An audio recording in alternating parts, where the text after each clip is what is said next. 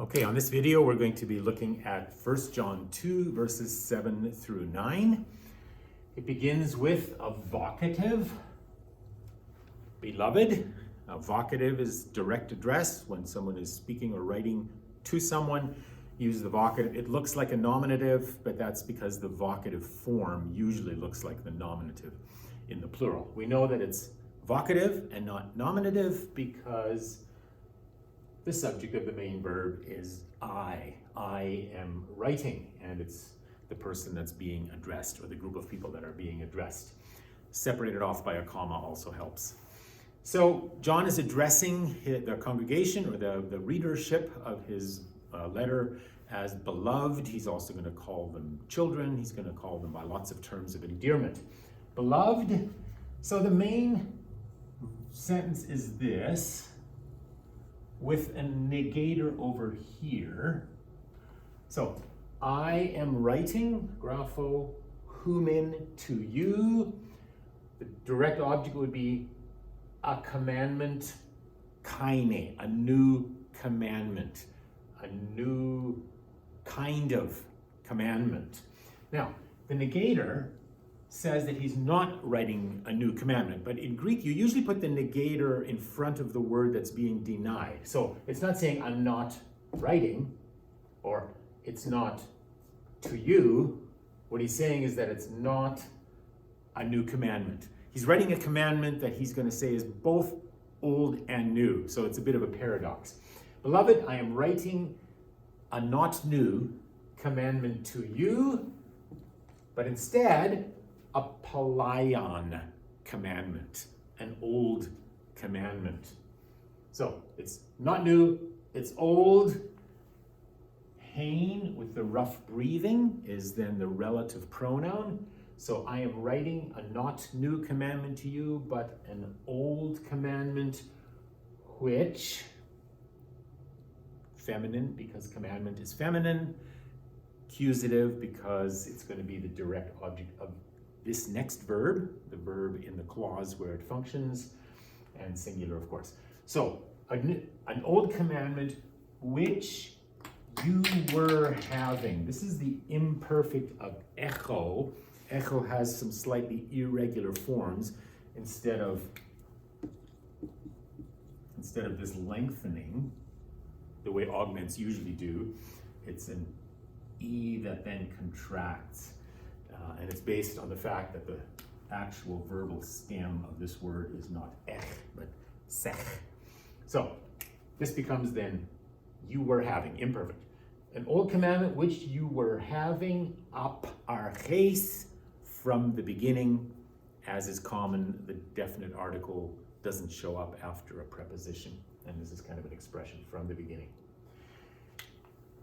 Colon could be a period. It's just a matter of the thought is going to continue. So now here we have an indefinite noun, an old commandment, and now we're going to have the old commandment. In the last chapter, or the second last chapter perhaps, of Mounts, we talked about the different ways in which the definite article was being used. And one of the ways is that it refers back to something, the one that I was just talking about, this one. So he says, I'm writing you an old one, the old one that I've just been talking about. So the commandment, the old, attributive adjective. The old commandment is halogos, the word hon, relative pronoun. It's now masculine because logos is masculine. The word which you heard, aorist indicative. You can tell because of the augment, even though the second person plural ending would be the same for both the imperative and the indicative. So, the old commandment is the word which you heard. That's why it's an old one, because they've heard it before. It's not something that's now being innovated.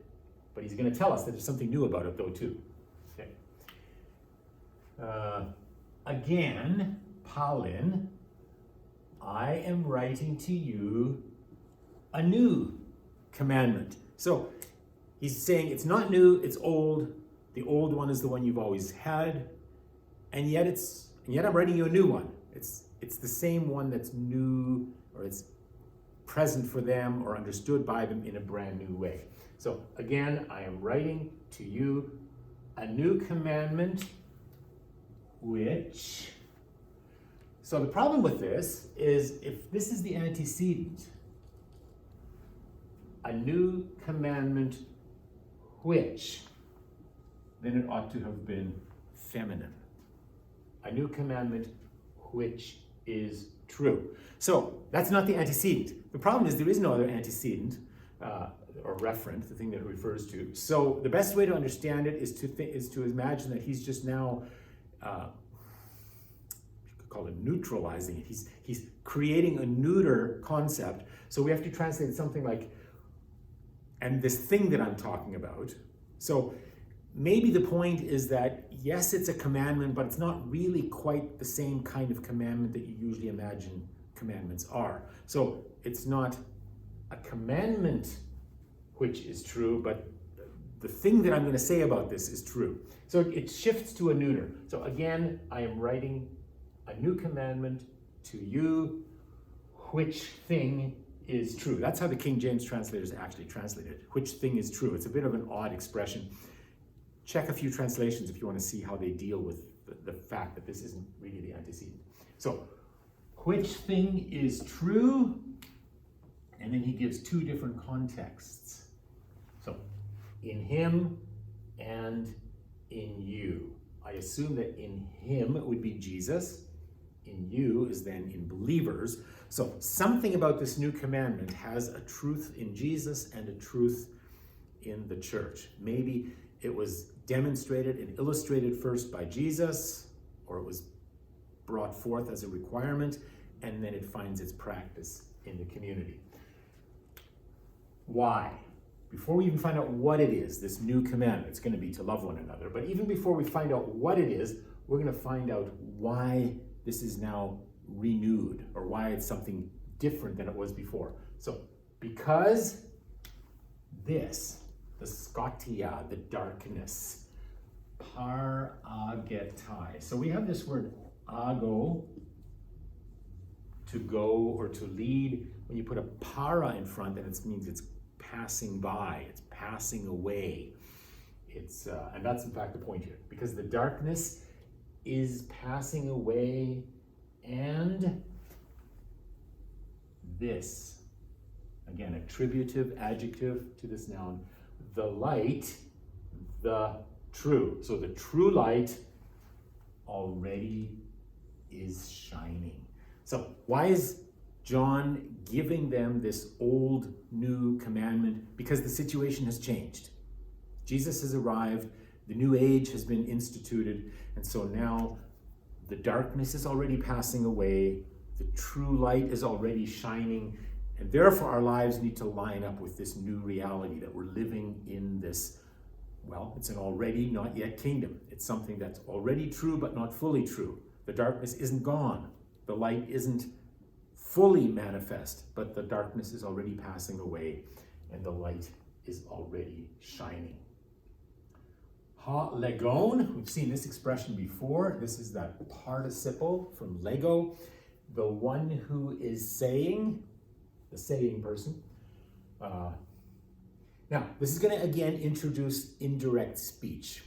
I mentioned previously that in English we don't do it with the word say, but we do sometimes do it with, if we use the word claim, the one claiming to be. If I say, I claim to be healthy, that's kind of the same as I say that I am healthy. So you can either use an infinitive with claim, or you can use a subordinate clause with hoti if you're going to use the word say. In Greek, you can use the infinitive both ways. So you can say the one claiming to be in the light, or you just use this word, say. The one saying to be in the light. Again, not good English, but in Greek that would be good Greek. The one saying himself to be in the light, or saying that he is in the light. So again, participle, substantival, infinitive for indirect speech. The one who is saying that he is, or the one claiming to be in the light, and hating. So what we're doing is we're trying to combine two things that don't combine. If you say you're in the light, you can't at the same time be hating someone. So John is now going to address a situation. What if somebody did that? What if they're saying that they're in the light and yet they are hating? So ha legon, ha mison. Let me make sure this is clear. So we know who this person is, the one saying. So who then is this person?